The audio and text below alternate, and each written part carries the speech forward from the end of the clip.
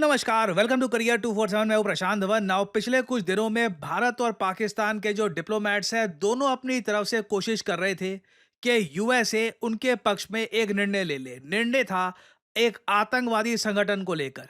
पाकिस्तान के डिप्लोमेट्स प्रयास कर रहे थे कि टीआरएफ नाम का आतंकवादी संगठन ये यूएसए में भी बचा रहे।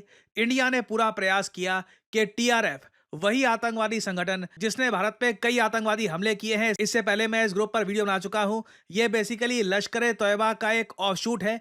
ये लोग जैश ए मोहम्मद, लश्कर ए तोयबा ये नाम फ्रंट में ही रखते। ये जो ग्रुप्स है ये इंटरनेशनली रिकॉग्नाइज्ड आतंकवादी संगठन है। तो सोशल मीडिया में इनका मेंशन या फिर कहीं और पे इनका मेंशन बहुत ही आसानी से डिटेक्ट हो जाता है और एक्शन लेना इनके अगेंस्ट इजी हो जाता है। तो इसलिए इन लोगों ने अब नए ग्रुप बना दिए हैं, TRF द रेजिस्टेंस फ्रंट।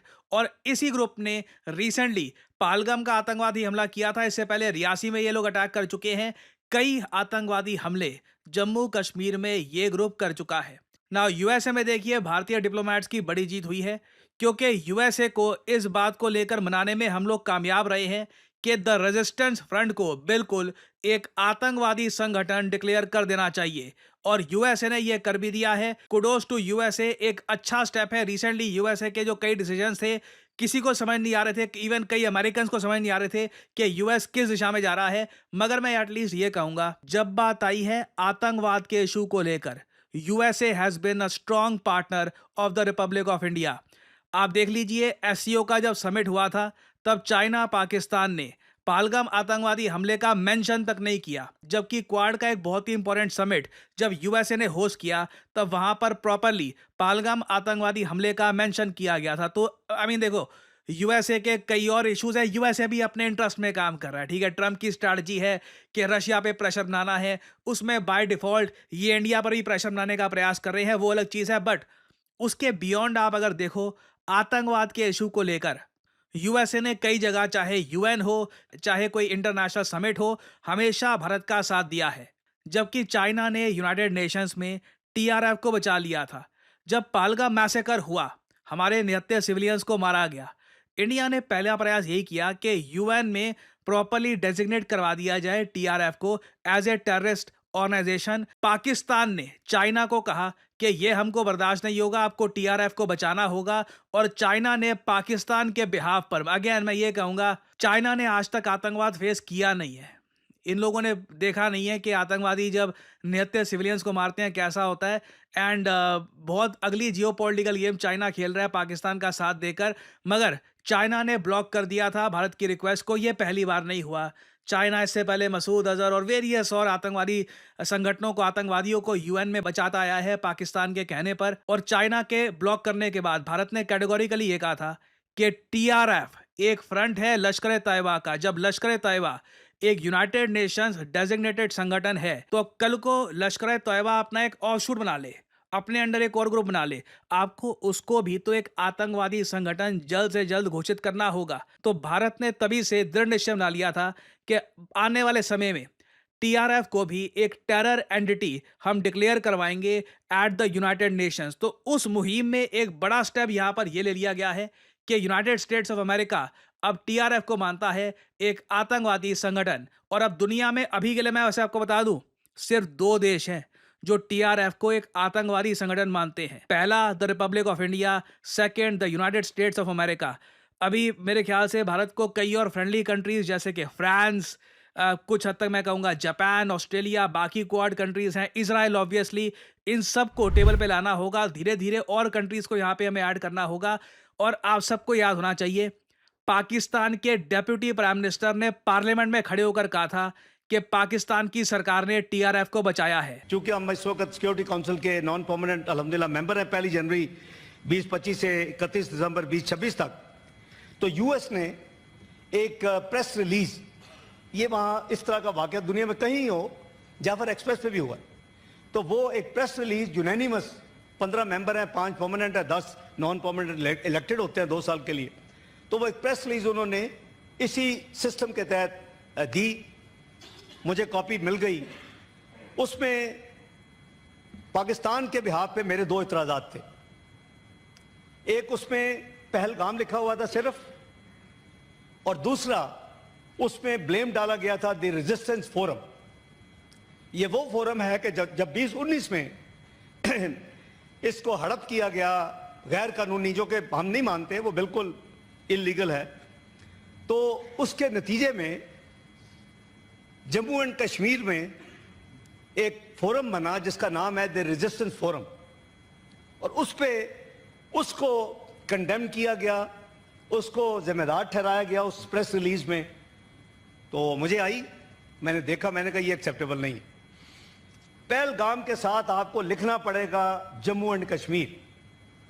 हमारी शटलिंग हुई, ऑब्वियसली ये दिन ऐसे ही हैं कि क्योंकि टाइम का भी गैप है उधर न्यूयॉर्क में। इधर मैंने अपने अम्बेसडर साहब को, जो हमारे परमानेंट रिप्रेजेंटेटिव हैं आसिफ इफ्तिखार साहब, उनको क्लियर इंस्ट्रक्शंस दी कि आप लिख के 2 अमेंडमेंट्स इसमें डाल दें, क्योंकि कंसेंसस के साथ ये इशू हो सकती है, वरना ये इशू नहीं हो सकता।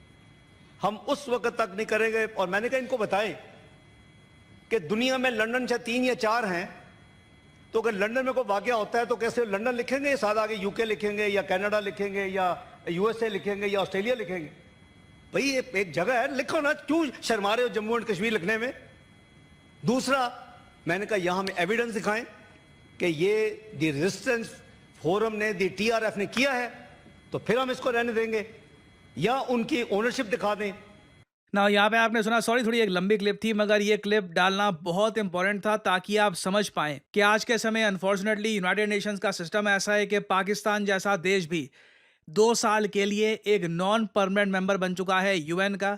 बीच में ये यूएन की प्रेसिडेंसी भी संभालेगा पाकिस्तान रोटेशनरी बेसिस पर 1 महीने के लिए।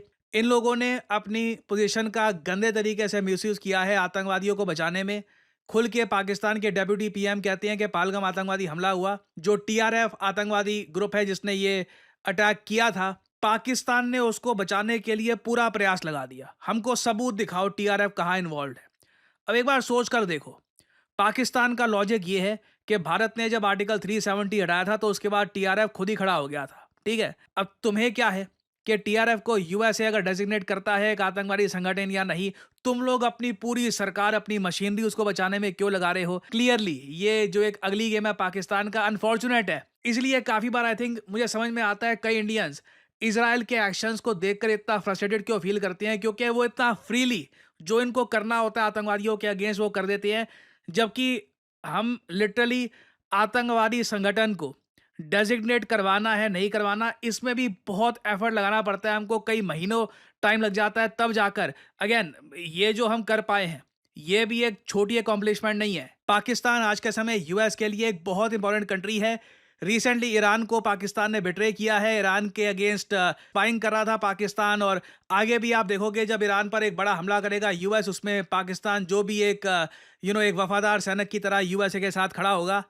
तो ऐसे टाइम में एक ऐसा ग्रुप जिसको पाकिस्तान की सरकार सपोर्ट कर रही है, जिसका काम है भारत को नुकसान पहुंचाना, भारत के निहत्थे लोगों को मारना, भारत को इकोनॉमिक लॉस पहुंचाना, ऐसे ग्रुप को यूएस स्टेट डिपार्टमेंट काफ़ी एक इंटरनल बहुत ज़्यादा स्ट्रगल के बाद फाइनली डिक्लेयर करता है एक आतंकवादी संगठन, terrorist designation for the resistance front. ये एक बड़ी जीत है भारत के डिप्लोमेट्स के लिए। मैं इमेजिन कर सकता हूँ कई गुमनाम चेहरे हैं, उनका नाम हमको पता नहीं है, अननोन फेसेस है, उन्होंने कई घंटों तक मेहनत करी होगी, रात रात को जागे होंगे, अमेरिकन से बात करी होगी, यूरोपियन से बात करी होगी, और कोशिश की होगी कि एटलीस्ट जो पहलगाम आतंकवादी हमले में जो इनोसेंट विक्टिम्स हैं, कहीं ना कहीं तो उनको कुछ एक जस्टिस मिलने का प्रोसेस शुरू तो हो। जिन लोगों ने उन पे आतंकवादी हमला किया था उनको एटलीस्ट दुनिया का सबसे ताकतवर देश एक आतंकवादी बुलाए तो सही, उसके बाद और प्रोसेस हम स्टार्ट करेंगे, यूएन तक बात जाएगी।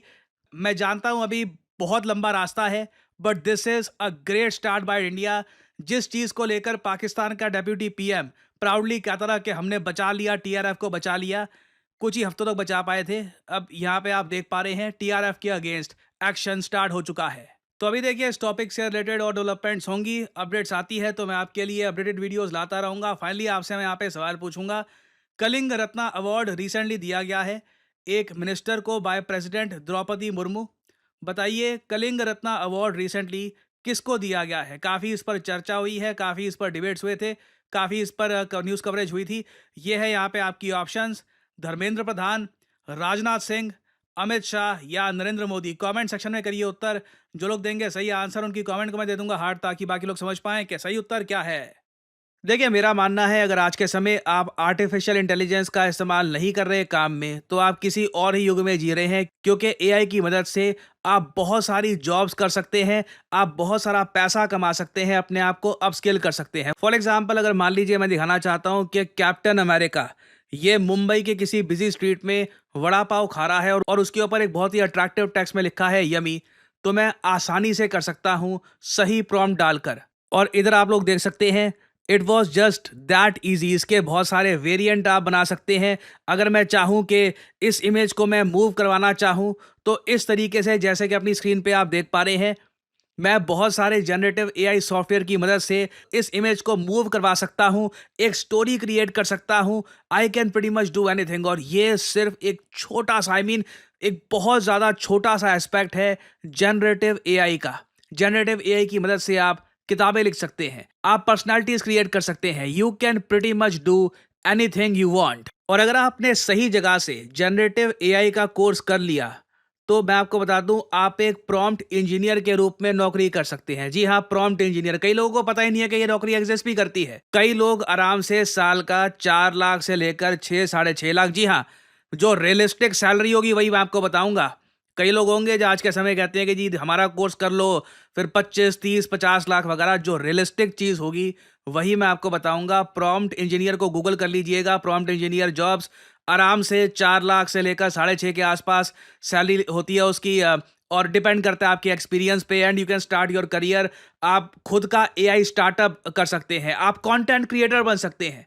आप लोगों ने मुझको देखा है, मैं कंटेंट क्रिएशन में एआई का कितना इस्तेमाल करता हूं, आप सबको पता है। तो अगर आप जनरेटिव एआई को प्रोफेशनल तरीके से सीखना चाहते हैं, लाइव क्लासेस से, कि जहां पे आपके सामने टीचर हो, आप टीचर से सवाल पूछ पाओ कि जी ये प्रॉम्प्ट ऐसे क्यों डाला है, ये प्रॉम्प्ट में ये चीज़ अगर मैं ऐड करूं तो रिजल्ट ऐसे क्यों आता है, ये सब चीज़ें आप समझना चाहते हैं, तो करियर 247 का जनरेटिव एआई कोर्स हमने कर दिया है लॉन्च। आपको सिंपली क्या करना है, वीडियो के कमेंट सेक्शन में जाइए, यहाँ पे आपको लिंक मिल जाएगा, our generative AI for all. Now ध्यान दीजिएगा, इस कोर्स का नाम हमने स्पेसिफिकली रखा है जनरेटिव एआई फॉर ऑल। आप एक बिगिनर हैं, आपकी अभी तक नौकरी लगी नहीं है, आप नौकरी कहीं पर कर रहे हैं, खुद को अपस्किल करना चाहते हैं, कंटेंट क्रिएटर हैं, बेसिकली आप किसी भी स्टडी में आते हैं, तो करियर 247 का जो ये जेन एआई फॉर ऑल है, ये आपको काफ़ी हद तक हेल्प करेगा। और इस पूरे प्रोग्राम के एंड में ना, खुद का एआई स्टार्टअप आप कैसे बना सकते हैं,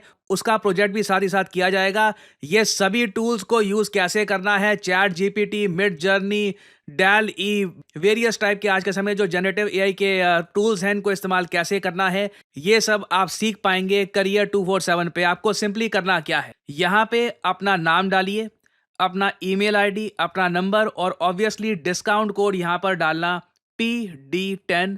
सो एक गोल्डन अपॉर्चुनिटी आपके सामने। जनरेटिव एआई के वैसे कोर्सेज दुनिया भर में अवेलेबल हैं, बट ऐसा कोर्स जहां पे आपको लाइव क्लासेस मिलती हैं, आपको प्रोजेक्ट्स करवाए जाते हैं, आपको सर्टिफिकेशन मिलता है बाय NASSCOM, ये बहुत ज़्यादा रेयर है। So if you want to enrol, start your journey in generative AI.